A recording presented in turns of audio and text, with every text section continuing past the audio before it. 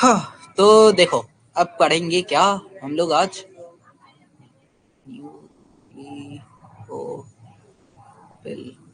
एक सब्स्टिट्यूशन। ठीक है, क्या पढ़ा? Nucleophilic substitution. Nucleophilic substitution. अब देखो, अब तक हम लोग क्या पढ़ रहे थे कि फ्री रेडिकल सब्स्टिट्यूशन। अब हम लोग क्या पढ़ रहे हैं? Nucleophilic substitution. तो न्यूक्लियोफिलिक सब्स्टिट्यूशन में क्या होगा? जो सब्स्टिट्यूशन होगा वो न्यूक्लियोफाइल का होगा।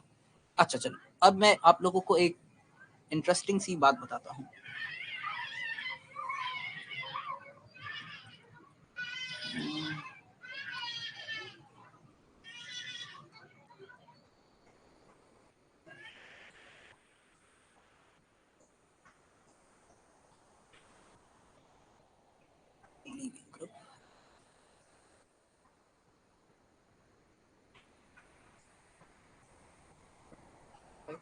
ओके, अच्छा, अब आप लोग मेरी बात जरा ध्यान से सुनिएगा। न्यूक्लियोफिलिक सब्स्टिट्यूशन में क्या होता है? अगर एक न्यूक्लियोफाइल अंदर जाएगा तो एक न्यूक्लियोफाइल बाहर जाएगा। ठीक है, न्यूक्लियोफाइल को सब्स्टिट्यूट करता है। क्या कहा मैंने? न्यूक्लियोफाइल को सब्स्टिट्यूट करता है। Okay fine. एंड उसके बाद आप सुनिए कि मैं बोल क्या रहा हूँ। ठीक है, न्यूक्लियोफाइल को सब्स्टिट्यूट करता है। अब उसके बाद सुनिए, जो बाहर न्यूक्लियोफाइल जा रहा है, जो लीविंग ग्रुप है, भाई वो स्टेबल तो होना चाहिए, तभी तो वो क्या कहते हैं कि तुम्हें वो करने देगा, तभी तो वो तुम्हें बाहर जाने देगा। ठीक है, तो this should be a stable species, should be a stable species. Okay fine, should be a stable species. Okay fine. चलो अब आगे चलते हैं, थोड़ा सा देखते हैं चीजों को और गहराई से, डेप्थ से देखते हैं भाई साहब। देखो, जैसे मैं एक एग्जांपल लेता हूं, ये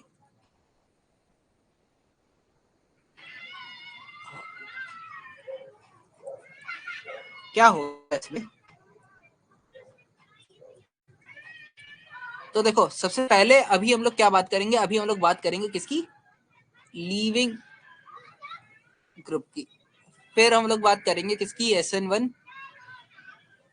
SN2, SNI, SNAR। क्या होता है कि बोर्ड्स या किसी में भी आपका सिर्फ इतना तक पढ़ाया जाता है। ठीक है, ये SN इंट्रामोलिकुलर और SN एरोमेटिक थोड़ा सा नहीं पढ़ाया जाता, अनटच्ड रहता है। लेकिन क्या होगा कि ये भी देखा जाएगा। अब थोड़ा सा आगे चलते हैं। तो पहले बात करते हैं अपने लीविंग ग्रुप की। तो देखो, मैं कुछ एग्जांपल लिखता हूँ आपके सामने। जैसे ये है RI RBR। देखो, हर बार क्या है कि हैलोजेंस का एग्जांपल लेना आसान रहता है, क्योंकि इसमें ऑर्डर बहुत अच्छे रहते हैं, इसलिए हर बार, और थोड़ा सा इजी भी होता है, इसलिए हर बार हैलोजेंस का वो ले लेते हैं। ठीक है, तो जब ये सब्स्टिट्यूट करेगा तो ये आएगा RNU plus I minus Br minus chlorine minus fluorine minus. अब आप लोग क्या करेंगे कि मैं एक क्वेश्चन दे रहा हूं, या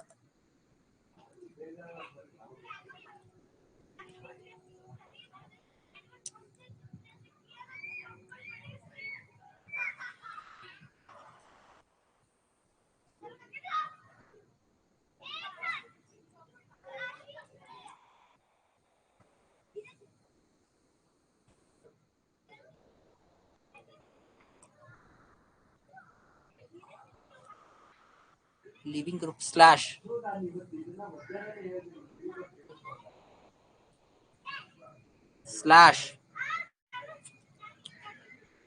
एक सेकेंड,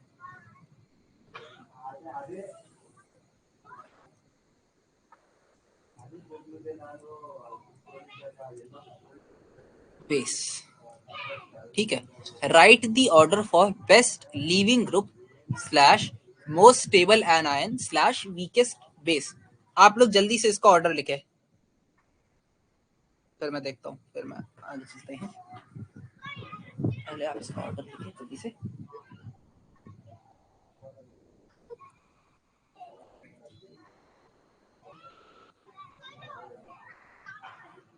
स्क्रीन विजिबल है ना, कोई दिक्कत तो नहीं?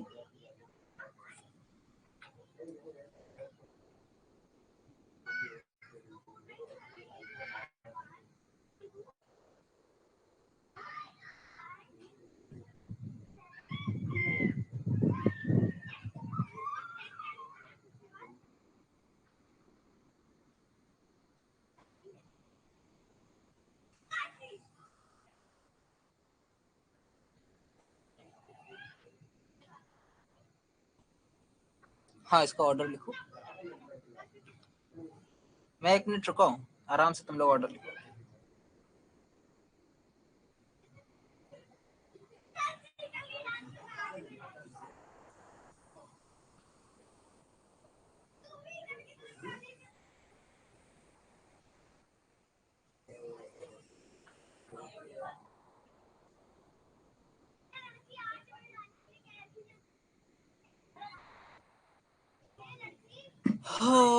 ओके फाइन, आई थिंक आप लोग गेस नहीं कर पा रहे हैं, तो फिर मैं ही आप लोगों को बता देता हूँ। देखो, पहली बात तो अच्छा आप लोग ये मेरे क्वेश्चन से समझ गए होंगे कि जो बेस्ट लीविंग ग्रुप होता है वो सबसे स्टेबल एनायन होता है और सबसे वीकेस्ट बेस होता है, ठीक है? तो चलो एक और क्वेश्चन करते हैं। चलो इसका आंसर देना। HI, HBr, HCl and HF में से, अरे यार गलत भाई, इनमें से स्ट्रॉन्गेस्ट एसिड कौन है? और आई गेस ये तो मैंने कुछ दिन पहले लिखवाया था, जल्दी बताएं आप लोग। ये आप लोग पढ़ चुके हैं इसलिए मैं पूछ रहा हूँ।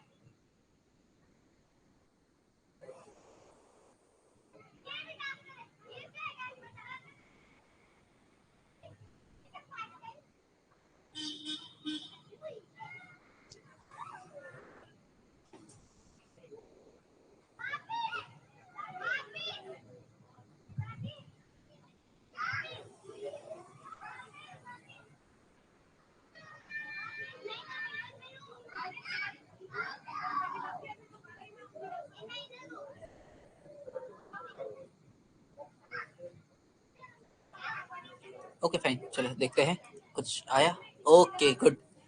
तो देखो, आप लोग मेरा एक बात अच्छे से सुनिएगा।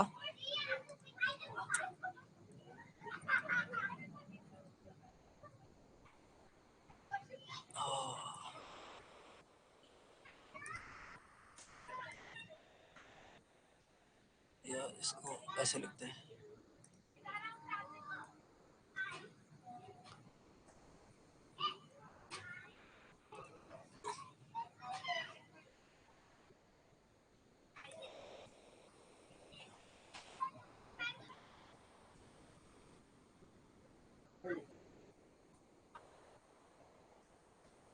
ठीक है, stronger the acid, weaker the conjugate base is. अब समझिए ये क्या लिखा है। अगर HF is stronger than, sorry कुछ नहीं, एक सेकंड, आप लोगों ने क्या लिखा? HF। हो,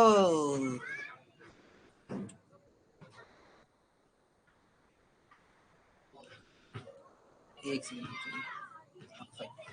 चलो, HF is the wrong answer. The right answer is HI is the acidic, is the most acidic one. Okay, fine. HI is more acidic than HBr, than HCl, than HF.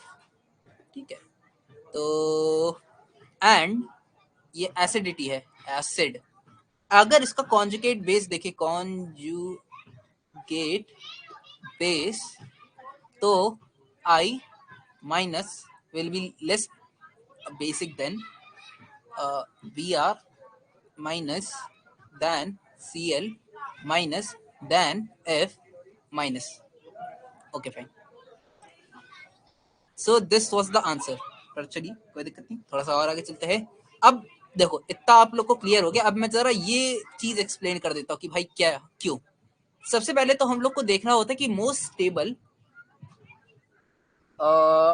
Anion क्यों होना चाहिए. क्योंकि वो species जो है वो group से बाहर जा रही है, वो बाहर निकल के ऐसे लोनली पड़ी रहेगी. तो अगर वो स्ट्रांग नहीं होगा, अगर वो स्टेबल नहीं होगा, ठीक है, तो वो बाहर अकेले सरवाइव नहीं कर पाएगा अपने नेगेटिव चार्ज के साथ.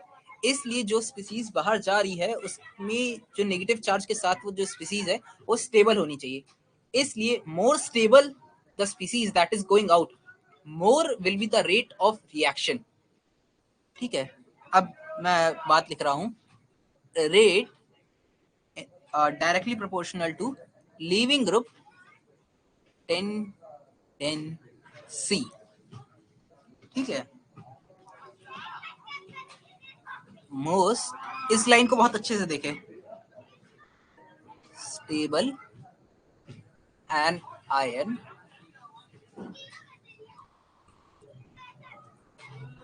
Weak base. ठीक है. और हम लोग को क्या चाहिए कि हम लोग तो भाई यही चाहिए ना कि रिएक्शन जल्दी जल्दी हो जाए. ठीक है. तो क्या होता है कि जितना अच्छा लीविंग ग्रुप होगा, ठीक है, उतना ही ज्यादा आपका रेट होगा, उतना ही स्टेबल वो एनायन होगा और उतना ही वीक वो बेस होगा. अब आप लोग यहाँ देखिए, अब आई को देखिए, ये आई है बहुत बड़ा सा, बहुत ही बड़ा सा. और यहाँ पे देखो नेगेटिव चार्ज कितने आराम से डिस्पर्स्ड है. अरे यहाँ वाली नहीं है, ये लो, ये लो. ठीक है. और वहां पे ही देखो ये एफ है छोटा सा, इस पे देखो नेगेटिव चार्ज तो सेम ही है ना दोनों में. अब छोटे से पॉइंट चार्ज पे तुमने बहुत सारा नेगेटिव लाके दे दिया है, तो वो क्या हो जाएगा, वो अनस्टेबल हो जाएगा. ठीक है. तो जितना बड़ा चार्ज होगा उस पे उतना ही जितना बड़ा साइज होगा वो उतना ही ज्यादा स्टेबल होएगा. ठीक है. कुछ एक आध जगह एक्सेप्शन आते हैं, पर उसको अगर हम लोग हटा दें तो ये ऑलमोस्ट ट्रू है सबके लिए. Okay fine. तो क्या आप लोग को ये इतनी सी बात क्लियर हुई? नहीं तो बताएं.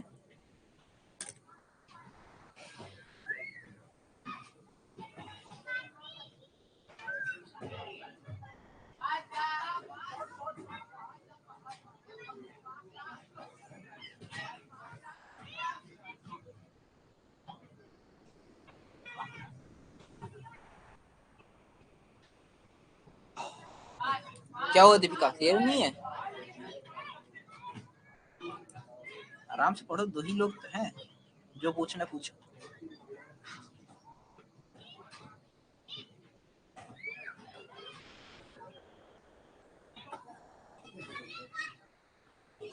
Okay fine. तो चलो आगे चलते थोड़ा सा. अब मैं कुछ और क्वेश्चंस करवाता हूँ आप लोगों को इसी चीज पे.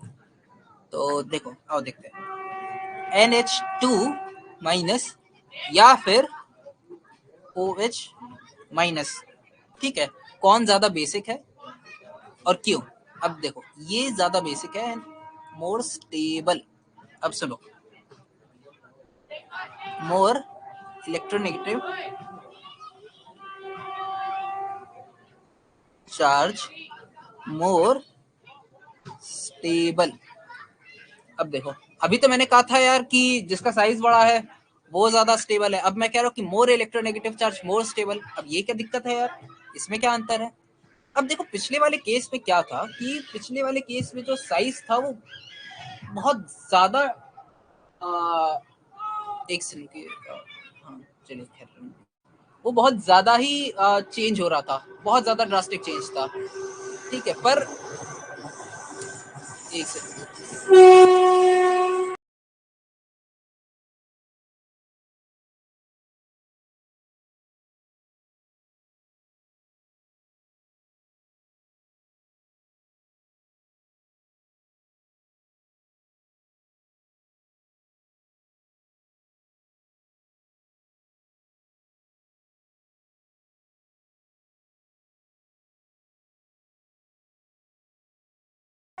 कह रहा मालूम नहीं. बस उस पे जो तुमने आंसर लिखा है, आई थिंक उस पे तुम नेगेटिव चार्ज नहीं लगा पाई होगी, पर I minus greater than B R minus than C L minus than F minus, वो सही लिखा है. ओके. ओके.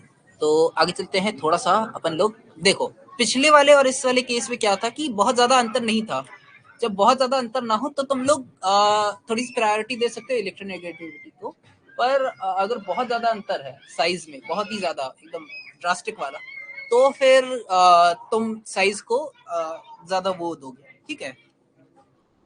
तो जैसे कि मैंने ये लिखा है तो वैसे ही मैं ये भी लिख सकता हूँ कि H2O NH2 ये क्या है, ये ज्यादा वीक बेस है। मैं स्टेबिलिटी नहीं लिख रहा हूँ, मैं वीक बेस का लिख रहा हूँ। ये कैसे समझ में आया, ये हम लोग को इससे समझ में आया। ये अरे ज्यादा आगे चला गया, ये देखो इससे इससे क्लियर हुआ कि ये जो NH ठीक है, जो वाटर है वो ज्यादा बेसिक होता है देन NH3। ओके सॉरी, ज्यादा वीक बेस होता है देन NH3। Okay fine. तो अब क्या करते हैं, थोड़ा सा और आगे चलते हैं। अब थोड़े से और कुछ क्वेश्चन किए जाएं। हाँ, ये भी मैं आप लोग इसका आंसर लिख के बैठे, मैं पूछता हूँ। इसके बाद में कुछ आप लोग को बाद में बताऊंगा। C double bond O minus, अरे यार क्यों दिमाग खराब कर रहा है, समझा। O माइनस, माइनस क्यों कर रहा है?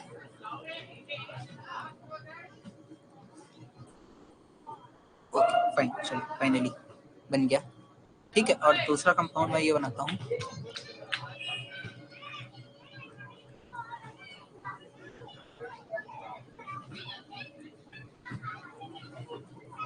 ओके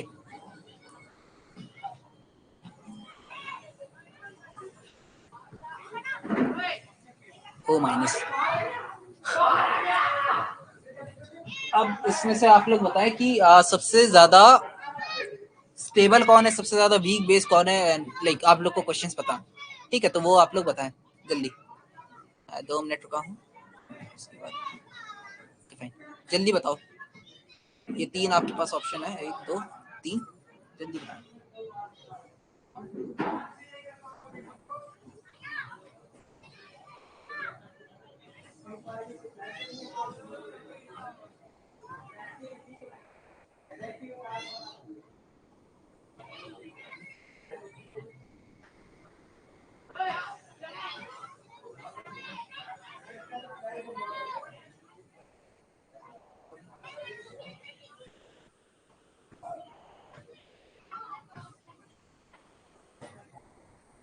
ओके फाइन, चलिए बताइए। ओके कोई दिक्कत नहीं। BAC, ये तुमने क्या बताया है, best leaving group. Okay good, सही बोल रही हो। देखो एक सेकंड, BAC था ना, BAC, ओके फाइन गुड। अब देखो पहली बात तो ये सुनो कि ये जो होते हैं, ये ऐसे ऐसे देख लो।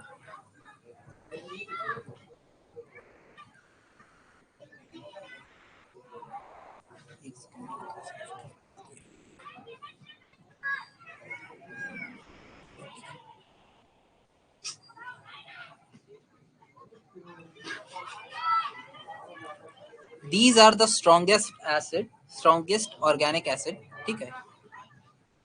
ये क्या है, ये आपके स्ट्रॉन्गेस्ट ऑर्गेनिक एसिड है जो प्रेजेंट होते हैं, ठीक है। एंड आफ्टरवर्ड्स इसके बाद आते हैं आपके फॉस्फोरस के आ जाते हैं, पर उसको छोड़ दीजिए क्योंकि वो ज्यादा मिलेंगे नहीं, ठीक है। उसके बाद आप ये लिख लीजिए।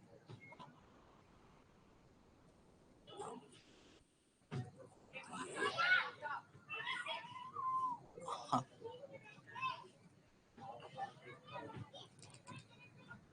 थोड़ा सा कम का ये रुकिए, मैं इसको हटा देता हूँ, घूम गया थोड़ा सा। हाँ भाई, अब देखिए way more acidic than this one, तो इसका जो कॉन्जुगेट होगा वो वे मोर बेसिक होगा। और इसके बाद आते हैं ये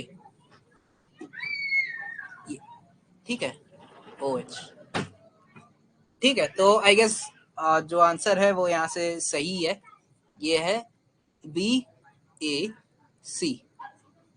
क्योंकि ये जो है ये बहुत ज्यादा एसिडिक होता है।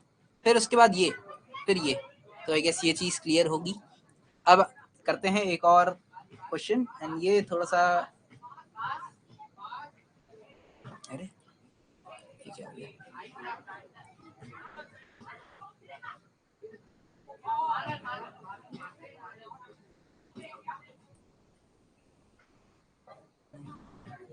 चलो कोई दिक्कत नहीं। हाँ,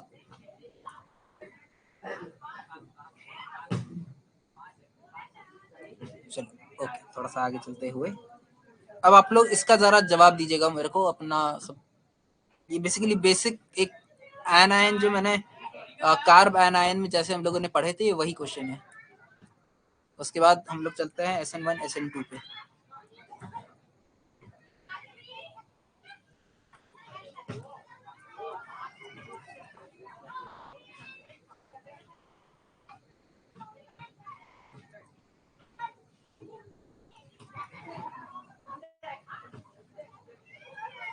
जल्दी से आप लोग इसका, ये तो देखिए मैं बहुत ज्यादा एक्सपेक्ट करता हूँ, ठीक है।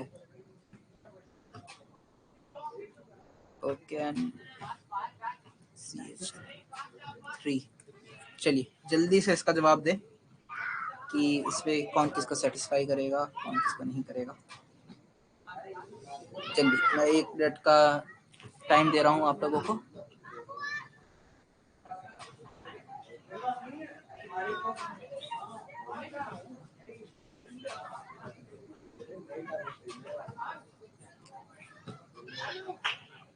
चलिए आपका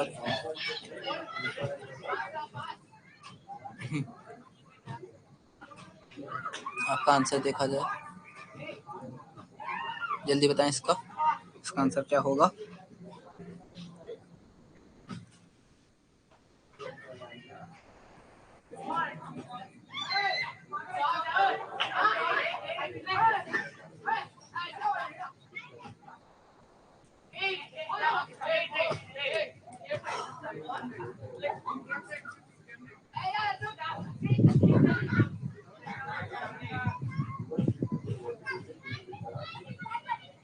ACB, अनिशा जी, ACB। थोड़ा सा क्या मतलब, ब्लंटली बोलो तो काफी ज्यादा गलत है।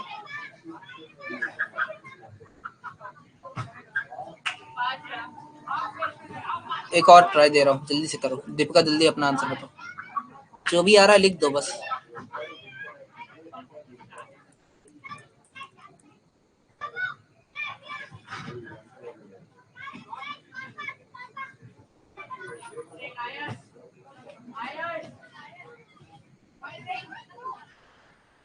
जल्दी जल्दी जल्दी गाइस।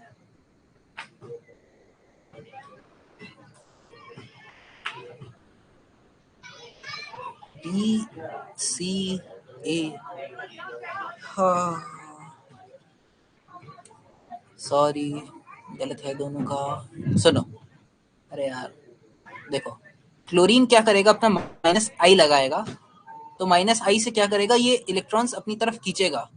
तो क्या होगा कि ये ज्यादा स्टेबल हो जाएगा, स्टेबल, क्योंकि इसके पास पहले ही सारे इतने सारे इलेक्ट्रॉन है। इसको तो स्टेबल होना है, स्टेबल होने के लिए कोई से इसके इलेक्ट्रॉन ले ले, ठीक है। यहाँ पे देखो कि ये लगाएगा +I। +I क्या करेगा, इसके पास पहले इलेक्ट्रॉन्स है और तुम और इलेक्ट्रॉन दिए जा रहे हो, तो ये तो और ज्यादा अनस्टेबल करेगा। तो ऑर्डर हो जाएगा BAC।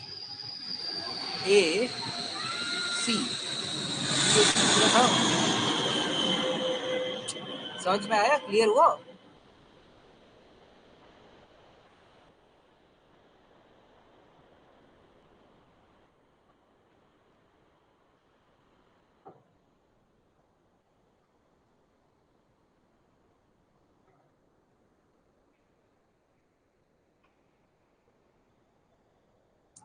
ओके फाइन, तो चलो थोड़ा सा और आगे चलते हैं। अब बात करते हैं किसकी, SN1 यूनिमोलिकुलर, अरे यार, यूनिमोलिक्यूलर। ओके फाइन, अब आगे चलते हैं SN1 पे, ठीक है। तो इसको कहते हैं, पूरा लिख देता हूँ।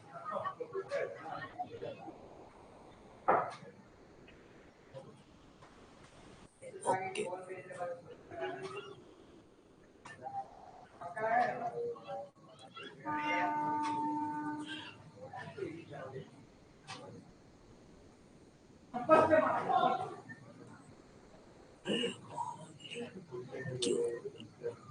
Okay fine, okay good.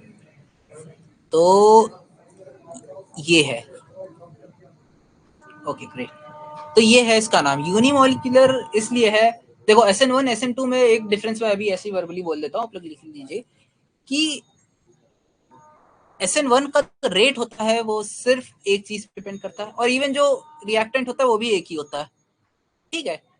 SN2 में क्या होता है, जो उसका रेट है वो दोनों पे डिपेंड करता है, both on nucleophile as well as the reactant, ठीक है। तो इसको आप लोग कहीं लिख दीजिएगा। इसमें हम लोग देखते हैं RDS, जिसको हम लोग कहते हैं रेट डिटरमाइनिंग स्टेप।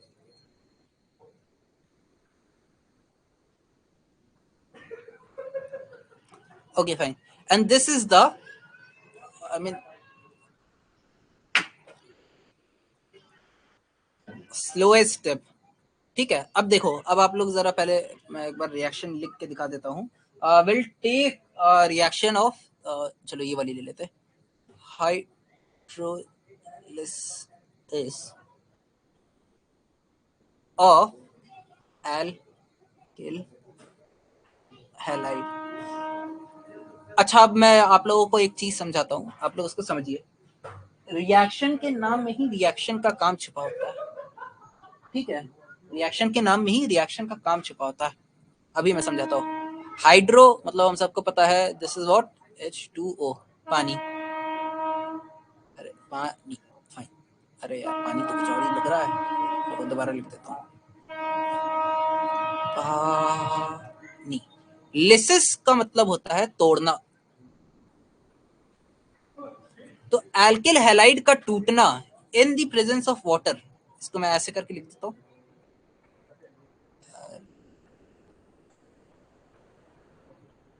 अरे यार, एक सेकंड।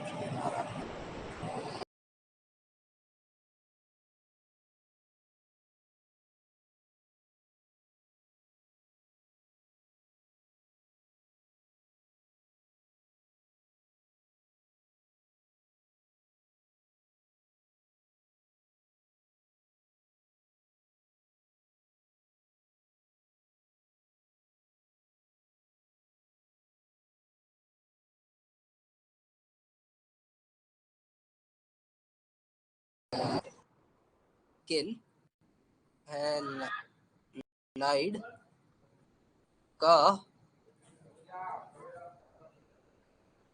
टूटना इन प्रेजेंस ऑफ वाटर, ठीक है। ये इस रिएक्शन का मतलब था। लाइक सिर्फ एक रिएक्शन से क्या, मैं आप लोग को समझा रहा हूँ कि रिएक्शन सॉल्व करनी कैसे है, रिएक्शन कैसे सॉल्व करनी है। रिएक्शन में देखो सब कुछ लिखा हुआ है, ठीक है। अब हाँ, लाइक लिसिस का मतलब नहीं पता होगा, पर अब पता चल गया तो आई गेस आप लोग को चीजें बहुत अच्छे से, जैसे इलेक्ट्रोलिसिस, ठीक है। तो ये सब आप लोग को समझ में आना चाहिए, क्योंकि रिएक्शन के नेम में बहुत सारी चीजें दी होती है, जैसे यहाँ पे हो रहा है। फाइन। तो अब थोड़ा सा आगे चलते हैं जिंदगी में, हाइड्रोलिसिस। ओके, तो पहले मैं क्या करता हूँ, हाइड्रोलिसिस का रिएक्शन लिखता हूँ, फिर मैं आप लोग को उसको एक्सप्लेन करूंगा। RX in presence of H2O, what will do, ROH plus, sorry, X, fine. This is what hydrolysis is. Okay, fine. So we'll move forward.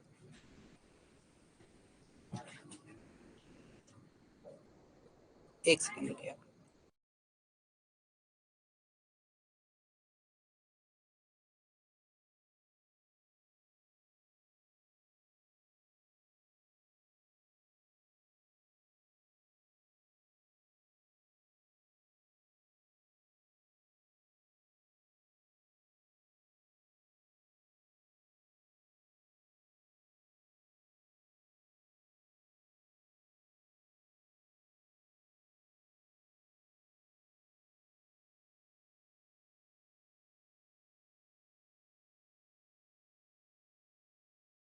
Okay fine.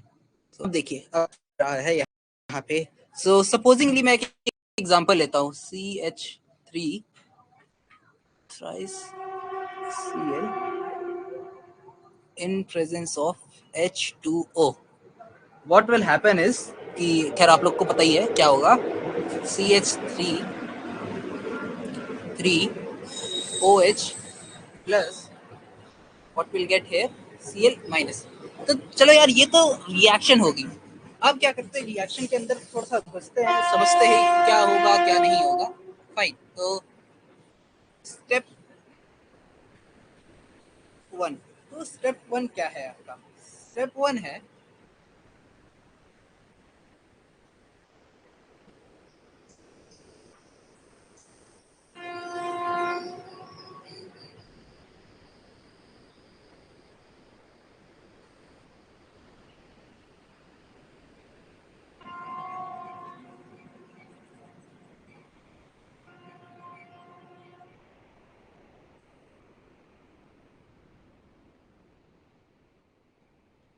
हाँ देखो स्टेप 1 क्या है कि फॉर्मेशन ऑफ इलेक्ट्रोफाइल हो रहा है।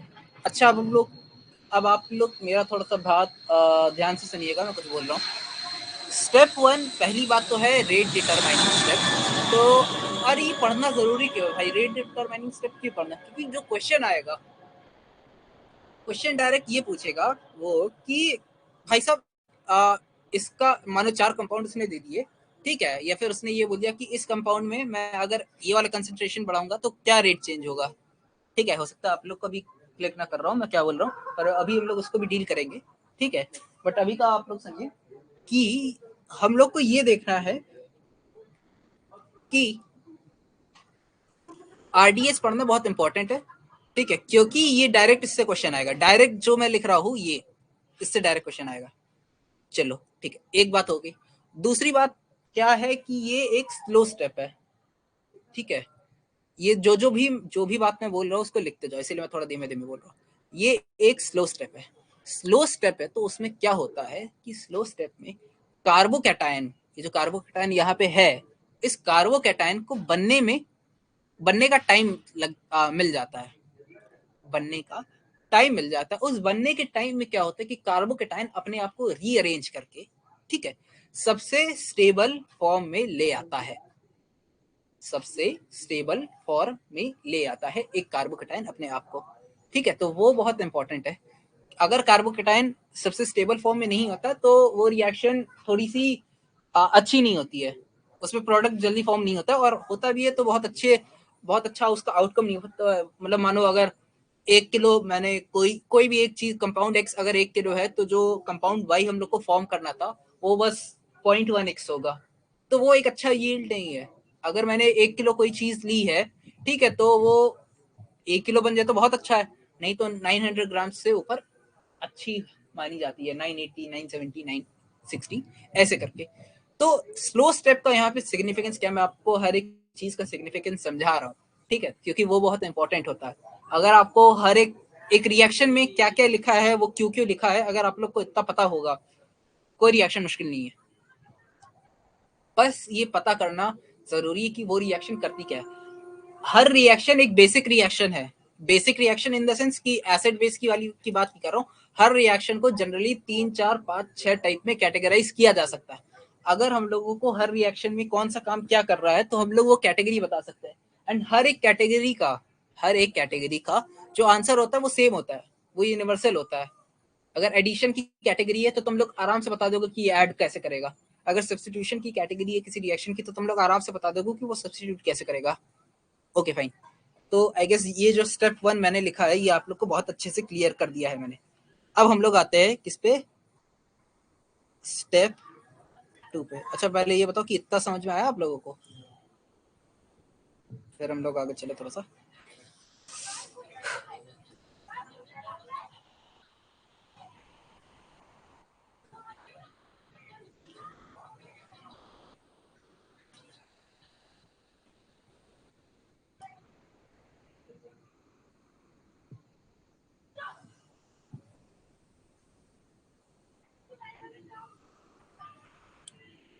Okay fine, तो चलिए थोड़ा सा और आगे चलते हैं। अब देखते हैं स्टेप नंबर सेकेंड। तो स्टेप सेकेंड देखिए आप लोग क्या हो रहा है, CH3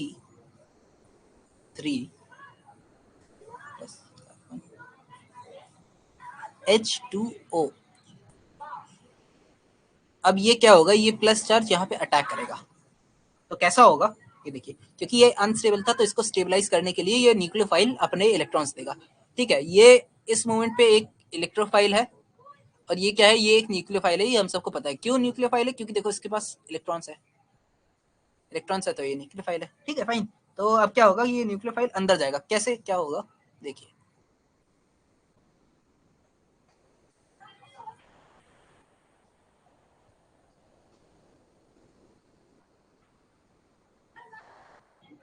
ये H+।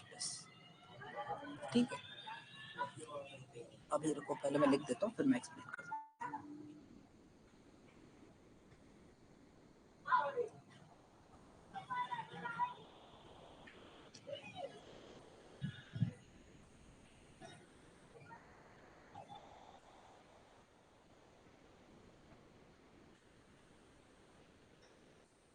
ओके फाइन, अब आप लोग जरा जो रिएक्शन लिखी है उसको ध्यान से देखिएगा।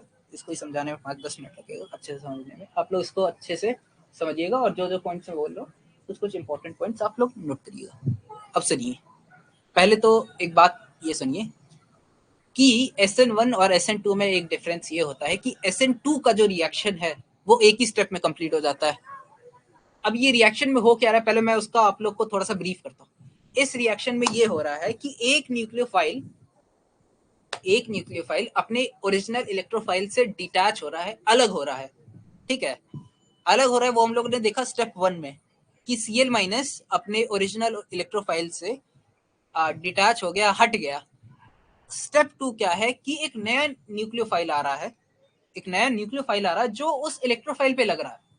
ये स्टेप 2 हो गया। तो इसमें क्या हो रहा है, इसमें जो रिएक्शन हो रही है वो 2 स्टेप्स में हो रही है, एक जगह टूट रहा है फिर एक जगह लग रहा है। जो SN2 होता है उसमें क्या होता है कि लगना और टूटना एक ही जगह से होता, लाइक एक ही स्टेप में होता है, एक ही जगह नहीं कहेंगे, जगह अलग अलग होती है। ठीक है, एक सामने से अगर टूटता है तो पीछे से लगता है, ऐसा वाला सीन होता है। ठीक है, पर यहाँ क्या होता है कि यहाँ अगर एक टूट रहा है तो एक लग रहा है, ऐसा वाला सीन रहता है। Okay fine. ठीक है, हाँ।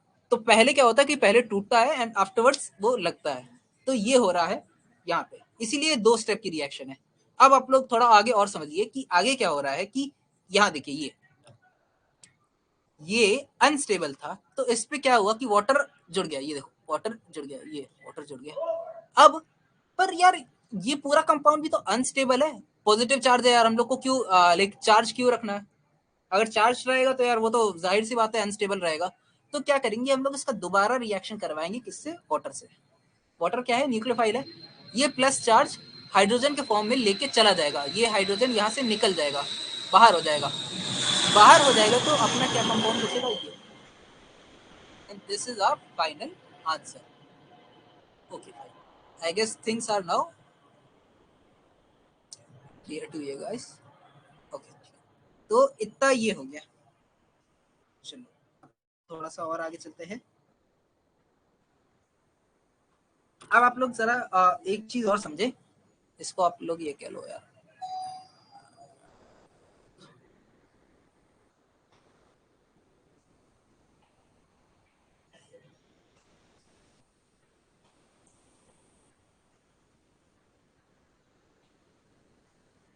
कार्बोकेटाइन को CC लिख देता हूँ। ओके फाइन, अब यहाँ देखिए, this is first order reaction. अच्छा, आप लोग एक बात बताएं कि आप लोगों ने केमिकल काइनेटिक्स पढ़ी, आपको ऑर्डर या ऑर्डर वगैरह का आपको अंदाजा है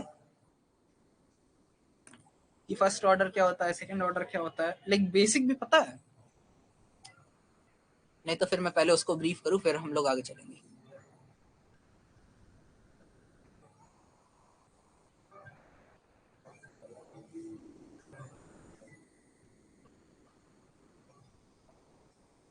ओ, दीपिका को अंदाजा, मालिनी तुम्हारा?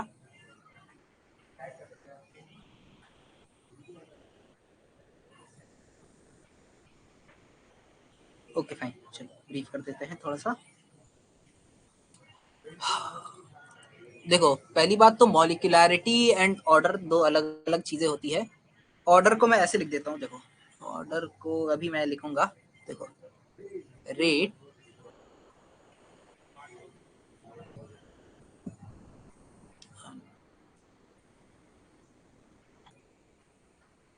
ये तो यूनिमोलिकुलर लाइक फर्स्ट ऑर्डर इसलिए क्योंकि यहाँ पे एक ही चीज है,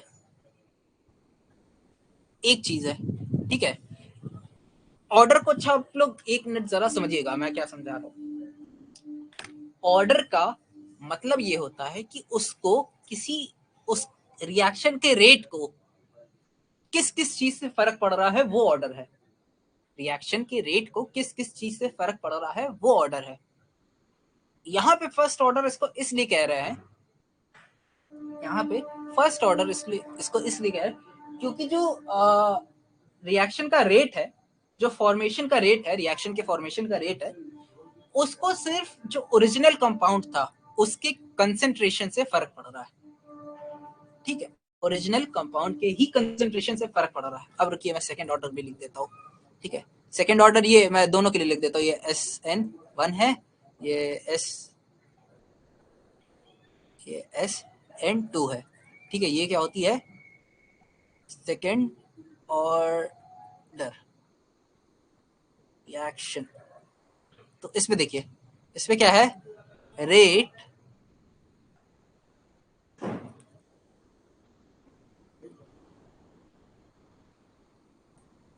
ओके फाइन। इसमें क्या है कि इसमें जो रेट ऑफ रिएक्शन है that will depend on the initial compound, that is Rx, as well as the nucleophile। भाई साहब, अगर मैं कंसंट्रेशन ऑफ न्यूक्लियोफाइल भी इंक्रीज करूंगा तो रेट बढ़ जाएगा। ऑर्डर से रेट देखा जाता है, ठीक है। तो क्योंकि ये फर्स्ट ऑर्डर है तो लाइक SN1 की बात कर रहा हूं मैं सिर्फ, क्योंकि ये फर्स्ट ऑर्डर है तो यहाँ पे क्या देख रहे हैं हम लोग कि जो रिएक्शन है वो सिर्फ उसका रेट हम लोग तभी बढ़ा सकते हैं या घटा सकते हैं जब हम लोग जो इनिशियल कंपाउंड था उसकी कंसेंट्रेशन को चेंज करें, उसकी कंसेंट्रेशन को चेंज करें।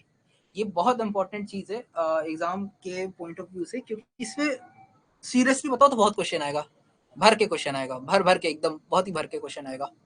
रेट पे बहुत क्वेश्चन आता है, बहुत सारा। तो रेट अच्छे से करना, बहुत ज्यादा अच्छे से, ठीक है।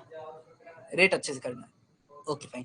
तो ये था। अच्छा हाँ, एक चीज और समझ लो, अगर मैं इसको डबल करूंगा तो ये भी रेट भी डबल हो जाएगा। अगर मैं इसको हाफ करूंगा तो रेट भी हाफ हो जाएगा।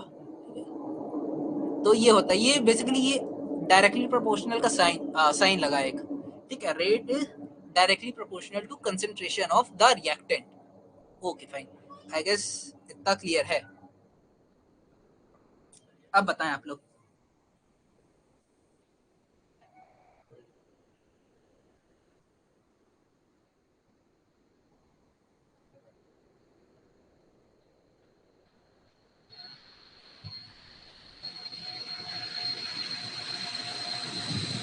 ओके फाइन, अब थोड़ा सा और आगे चलते हैं।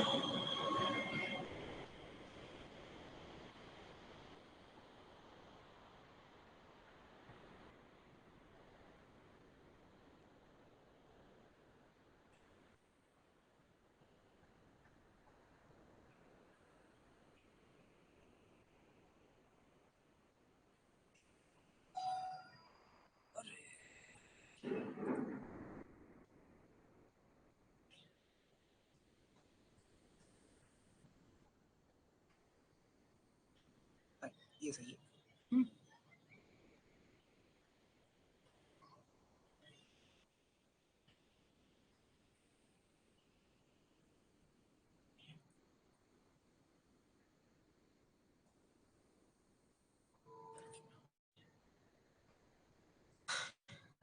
ओके, तो अब समझिए कि rearrangement of carbocation does not depends on rate of reaction.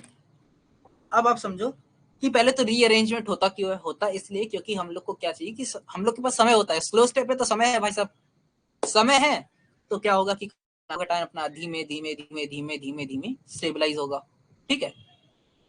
तो क्या होता है कि इस स्टेप 1 में सबसे स्टेबल कार्बोकेटाइन बनता है, बन जाता है, खत्म। स्टेप 1 तभी खत्म होता है जब सबसे स्टेबल कार्बोकेटाइन बन जाता है, ठीक है। Okay fine. And the most stable carbocation, like जो ये फॉर्मेशन का बस कार्बोकेटाइन इनिशियल से लेके कार्बोकेटाइन बनने, मोस्ट स्टेबल इनिशियल से लेके मोस्ट स्टेबल बनने के जो बीच का टाइम है, that does not effect the rate of reaction. क्योंकि रेट ऑफ रिएक्शन किससे डिपेंड होता है?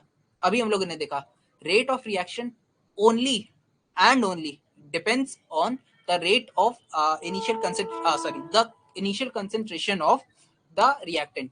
रेट किसी भी चीज पे, किसी भी और फैक्टर पे डिपेंड नहीं करता है। रेट सिर्फ डिपेंड करेगा आपका कि आपका जो रिएक्टेंट है उसका कंसेंट्रेशन क्या है, दैट्स इट। और किसी भी चीज पे डिपेंड नहीं करेगा आपका rate. So is this clear?